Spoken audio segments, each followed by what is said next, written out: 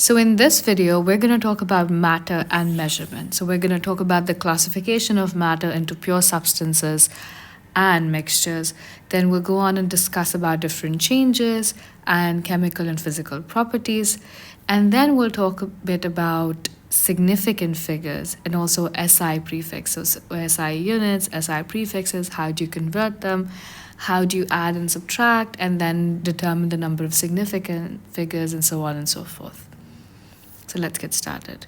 So the first thing we want to talk about is the classification of matter. So matter can be classified into two kinds. So either you have a pure substance or you have a mixture. When you have a pure substance, you have two kinds as well. So you either have an element or you have a compound. So think about element, right, like the building blocks of matter, right? So atoms of different elements, for example. So elements basically are in the periodic table, right?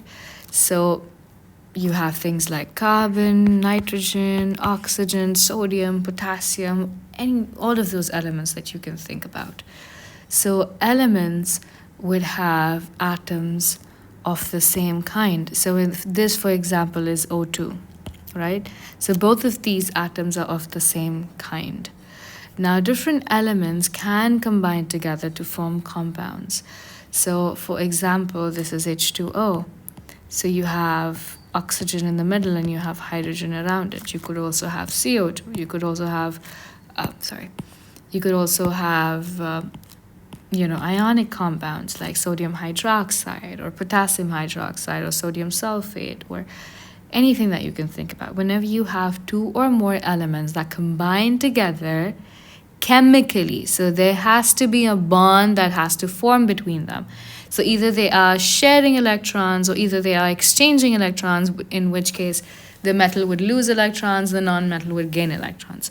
In any case scenario, whenever you have a chemical combination of two or more elements, you have what is called a compound. All right. The other kind of classification is mixtures, which are also of two types. So you either have a heterogeneous mixture or a homogeneous mixture. And a heterogeneous mixture, for example, is like sand and water, oil and water, for example. All of those are heterogeneous mixtures. So heterogeneous is something which is different, right? The two or more phases of a mixture are different from each other. So they're not miscible, they do not mix into each other. Whereas for homogeneous mixtures, they are alike, right? So like and like dissolves. Like dissolves like, actually, that's how we say it. So for example, you have sugar and water, or you have salt and water, for example. So all of those are homogeneous mixtures. Another good example of a homogeneous mixture that is a solid is an alloy. So things like brass or even, when you have bronze or stainless steel, all of those are examples of homogeneous mixtures, right? You could also have mixtures of gases. So a mixture of gas that is all around us obviously is air, right? So this is the classification of matter that I expect you to know from this video. Moving on, the next thing we want to talk about is chemical and physical properties. So what are physical properties, right? So your physical properties are things like your melting point or your boiling point, things like that. So those are your physical properties. Whereas your chemical properties are basically the tendency for an element or compound substance. So the tendency for a substance to react, right? How are they going to behave chemically? For example, you have rusting. This is a chemical reaction, right? Then flammability, that is also a chemical property. Then oxidation, right? So things like that, all of those are chemical properties, whereas physical properties are basically things like melting, boiling, evaporating, right, condensing, things like that. All of those are classified as physical properties. The next thing we want to talk about is intensive and extensive properties, right? So intensive and extensive properties, let's look at their differences. So intensive does not depend on the amount of the substance. For example, if I'm boiling off 100 grams of water, right? Or if I boil off a ton of water, I'm still going to boil it off. For it to boil, it has to boil at what temperature? Yes, 100 degrees Celsius, right? So that is an intensive property, right? It does not depend on the amount of the substance. That is an intensive property. The same thing with its boiling point or concentration, right? Concentration is also an intensive property. So whether I have, if I'm preparing 1 molar of the solution, whether I have 1 liter or whether I have 200 liters, the concentration will be the same, right? It's going to be 1 molar. And then things like, say, luster, right? How shiny a certain substance is. That is also going to be an intensive property. The next thing is extensive properties. So these are things that depend on the amount of the substance you have. So stuff like weight. So the bigger you are, the more you're going to weigh, right? That's a fact. You can't change it. The length, right? How long something is, for example, or the volume, for example, or the entropy, right? All of these are intensive properties. Extensive properties. So all of these are extensive properties. They do not depend on the amount of the sample that you have. The next thing we want to talk about is physical and chemical change. So what is that? So physical change might be something as simple as cutting up of paper or sharpening a pencil, right? Or it could even be boiling water. So in all of these, what is common is that the identity of the substance does not change. So that is a physical change. Whereas a chemical change is something like if you burn wood, right? That changes the identity of it. At the end, you're left with something that's completely different. Or a chemical reaction, for example. That is going to be a chemical change. So when we talk about physical and chemical change, you should always remember that physical changes do not change the identity or the composition of a substance. Whereas chemical change will change the composition, right? The composition will change. That is the biggest difference between chemical and physical changes. And most chemical changes are irreversible. So you cannot go back to where you started from. All right. Then we want to talk a little bit about the scientific method, right? So what do we do as scientists? How do you go about research and things like that? So the first step essentially to the scientific method is making an observation. So you observe, right? So there is a problem or there is sort of a trend, you're observing something. And then you ask a question. So can this really be a trend? Is this something that can be investigated? And then you develop a hypothesis, right? So a hypothesis is something which is testable, first of all. So it's basically a prediction, right? So you predict that this is essentially what's going to happen, right? And then you go about and you test that prediction. And then you're going to analyze your results. And if your results are against your hypothesis, what do? You go back and you change your hypothesis, right?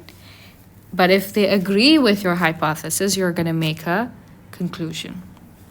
So let's see an example. Let's think about an example. So suppose I want to investigate that students who eat breakfast perform better at examinations, right? Sorry about that. So students that eat breakfast will do better at examinations. So what have I done? So first of all, I've made an observation, right? So this is what I observed in my students. And I asked a question. So I said, maybe students that eat breakfast perform better examinations. I developed a hypothesis. The hypothesis is that students who do breakfast tend to perform better at examinations. And then I'm going to test that prediction out. How do I test that prediction out? So maybe before my next examination, I am going to hand out surveys and I'm going to ask all of my students if they had breakfast or not. And then I'm going to analyze the results. So whatever they filled out and then how they do on their exam, I'm going to compare it against each other. And then I'm going to determine whether what my hypothesis is correct or not. Supposedly it is correct. Supposedly the students that did breakfast tend to perform better at examinations. And so I make a conclusion that, this is the case. If that was not the case, right? So if my results did not agree with my hypothesis, I would go back and I would challenge my hypothesis, right? I would reassess my hypothesis. So I would write something like, there's no connection between students having breakfast and their performance on the examination, right? So that is how I would revise my hypothesis. And then obviously I could still report my results, right? Because a negative result is still a result. Remember that. So this essentially is your scientific method. Okay, so the next thing we want to talk about, so we're jumping from scientific method to SI units now.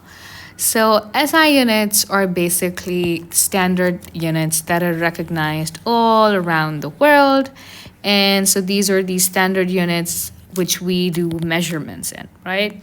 So for example, when we talk about mass, so when we say mass, we like to measure it in kilograms, right?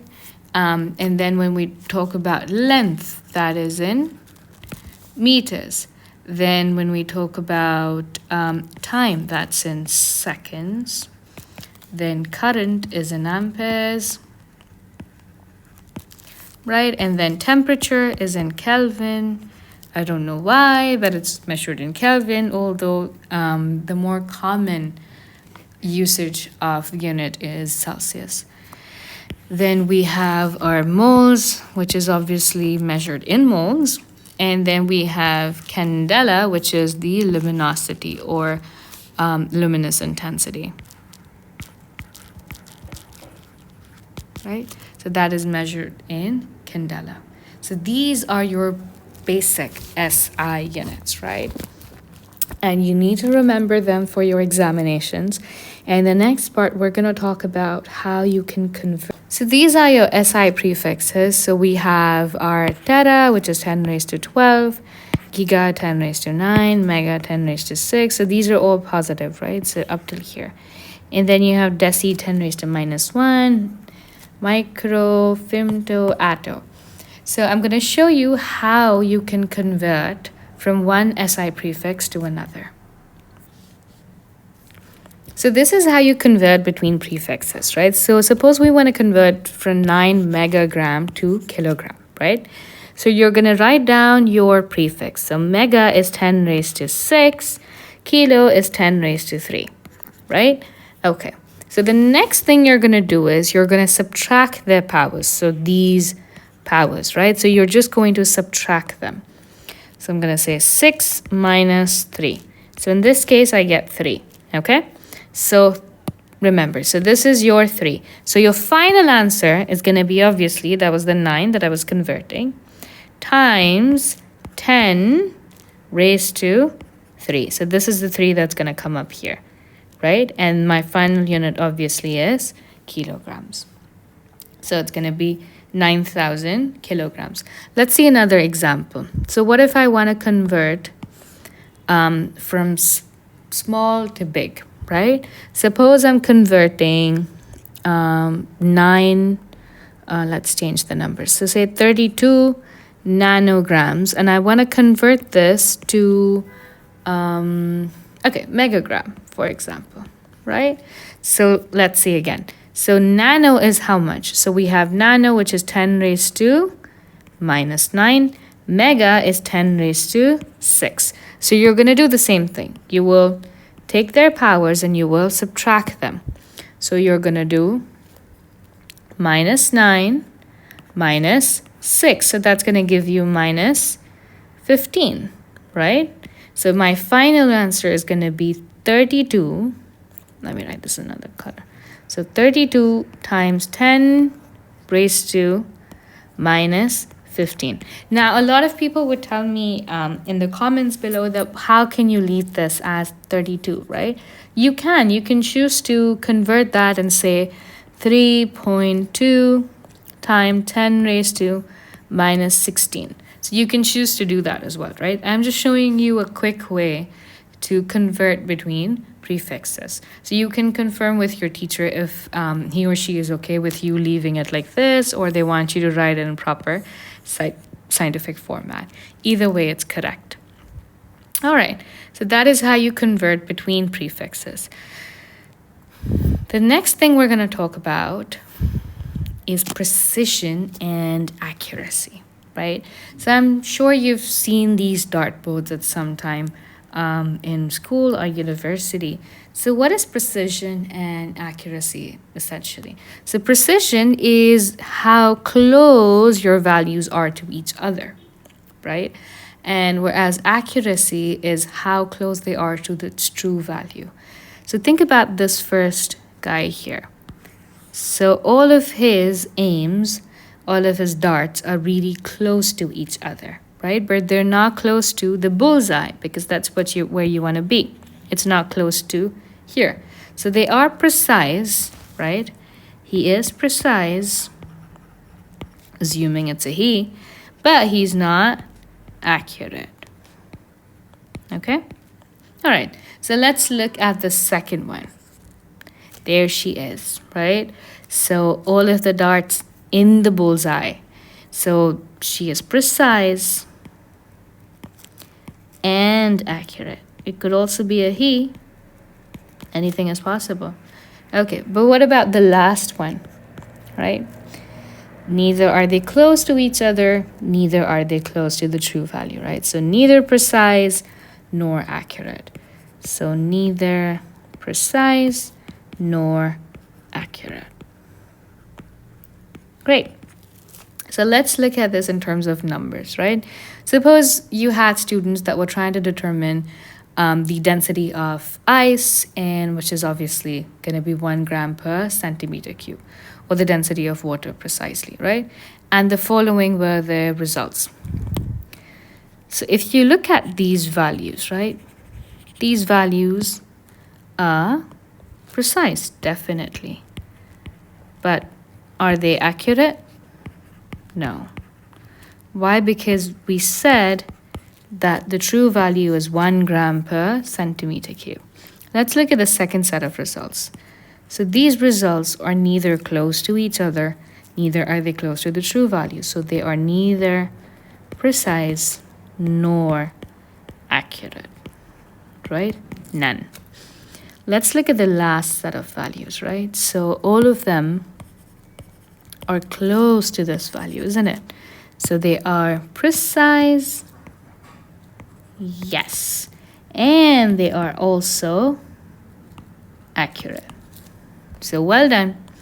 This is how you conduct an experiment. Okay, let's move on. All right, now we've come to significant figures, right? What are significant figures? How do you determine them? How are you going to add and subtract or multiply and divide and determine the number of significant figures? The first thing I want you to understand is whenever you have a non-zero digit, non-zero, right? So numbers from 1 to 9. I think we all know that they're always going to be significant. You're always going to count them, right?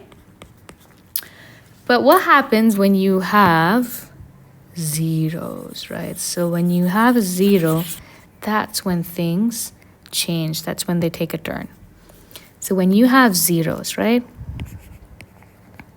So you either have zeros on the left or you have zeros on the right. Now zeros on the left, let's talk about them first. So a number like 0.0003, right? These guys here, the zeros on the left, they are never going to be significant, right? You will never count them when you try to determine your number of significant figures. Then we have the zeros on the right-hand side. So the first case scenario, obviously, is when you have it sandwiched. So sandwich means it's between two numbers. So a number like 1, 0, 0, 1. So these numbers here in the middle, they are going to be significant, obviously. So how many significant figures are here? You have 1, 2, 3, 4. So this is 4 significant figures. All right. The second kind is when you have a decimal. Yeah? So when you have a decimal, then your zeros usually count. So let's see. So if I have something like 3.000, so here, all of your zeros are going to count, right? So how many significant figures do I have? I have 4 significant figures. Let's see another example. The same thing, the 0.000030, right? Obviously, the zeros on the left do not count, right? You only start counting your zeros after you have a non-zero digit. So this guy here, so these count. So this is going to be 2 significant figures. All right. The third case scenario is when you have no decimal, when there is no decimal whatsoever. So when you have no decimal, the zeros do not count. So if I have a number like 3,000, how many significant figures do you think this is? Only 1. But the same number, if it had a decimal, right? So sometimes you cannot put another 0 after a decimal, but you want to show 4 significant figures in 3,000. How would you do that? So you would say it's 3,000 point. And this is going to show that you have 4 significant figures, right? Let's see a few examples here. Suppose you have addition and subtraction, right? How are you going to determine the number of significant figures? Well, you are going to look at, guess what you're going to look at. Yes, you're going to look at the decimal places.